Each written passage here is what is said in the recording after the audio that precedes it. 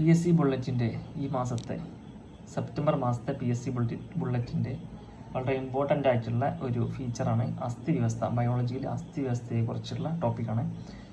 ഇതിൽ 35 പോയിന്റുകളുണ്ടോ, വളരെ ഇമ്പോർട്ടൻ്റ് ആണ് കേട്ടോ. അപ്പോൾ ഇത് ഒരു 2-3 പ്രാവശ്യം ഒന്ന് റിപ്പീറ്റ് ചെയ്ത് കേൾക്കാൻ എല്ലാവരും ശ്രമിക്കട്ടോ. വളരെ ഇമ്പോർട്ടൻ്റ് ആണ്. നമ്മളെ ഈ എക്സാമുകളിൽ കോമൺ ആയിട്ടുള്ള 10th ലെവൽ എക്സാമിനൊക്കെ ഈ ബയോളജിയിൽ 5, 6, 7 മാർക്ക് വരെ ബയോളജിയിൽ ക്വസ്റ്റ്യൻസ് വരാറുണ്ട്. വളരെ ഇമ്പോർട്ടൻ്റ് ആയിട്ടുള്ളൊരു ടോപ്പിക്കാണ് ബയോളജിയിലെ ഈ അസ്ഥി വ്യവസ്ഥ. ഒന്ന്, അസ്ഥികളെക്കുറിച്ചുള്ള പഠന ശാഖയെ പറയുന്നതാണ് ഓസ്റ്റിയോളജി. അസ്ഥികൾ നിർമ്മിച്ചിരിക്കുന്ന കോശങ്ങൾ ഓസ്റ്റിയോസൈറ്റ്സ്. മനുഷ്യ ശരീരത്തിലെ അസ്ഥികളുടെ ആകെ എണ്ണം 206. അത് എല്ലാവർക്കും അറിയുന്നതാണ്, എങ്കിലും കൺഫ്യൂഷൻ ആവരുത്.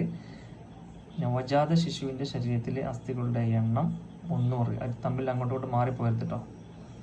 അസ്ഥികളിൽ കാണപ്പെടുന്ന പ്രധാന സംയുക്തമാണ് കാൽസ്യം ഫോസ്ഫേറ്റ്. മനുഷ്യ ശരീരത്തിലെ അസ്ഥികളിൽ ഏറ്റവും കൂടുതൽ കാണപ്പെടുന്ന ലോഹമാണ് കാൽസ്യം. മനുഷ്യ ശരീരത്തിലെ അസ്ഥികളിൽ ഏറ്റവും കൂടുതൽ കാണപ്പെടുന്ന മൂലകം ഓക്സിജനാണ്. രണ്ടും മാറിപ്പോയത്. മനുഷ്യ ശരീരത്തിലെ അസ്ഥികളിൽ ഏറ്റവും കൂടുതൽ കാണപ്പെടുന്ന ലോഹം കാൽസ്യമാണ്. ഏറ്റവും കൂടുതൽ കാണപ്പെടുന്ന മൂലകം ഓക്സിജൻ. അസ്ഥികളുടെ നിർമ്മാണത്തിനും വളർച്ചയ്ക്കും ആവശ്യം വേണ്ട ജീവകമാണ് ജീവകം ഡി, വൈറ്റമിൻ ഡി.